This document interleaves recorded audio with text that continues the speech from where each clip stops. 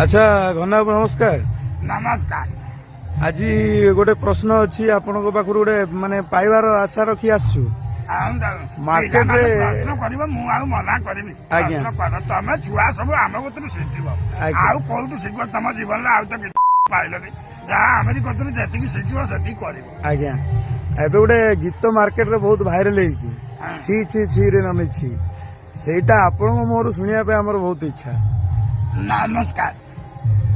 आज जो गीतटा मत गाइबा को कहउसती मु वर्तमान से गीतटी परिवेशन करिवि।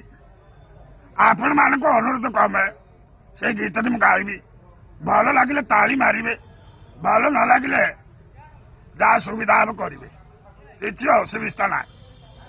ये गीतटी 30 वर्ष तले हेइतला। ये ओडिसा वासी ताकू टोटल नेलेनी मुंडू को तापर जेतले वर्तमान भाइराल हैला सब मुंडू को नहीं अन्य जगह को भी नहीं गले। तेणु मु आपण मानक पाई पदे गाइबी। मो तंठी टिके भल ना काकर कोड़ी पड़ुची तथापि मु चेष्टा करुची।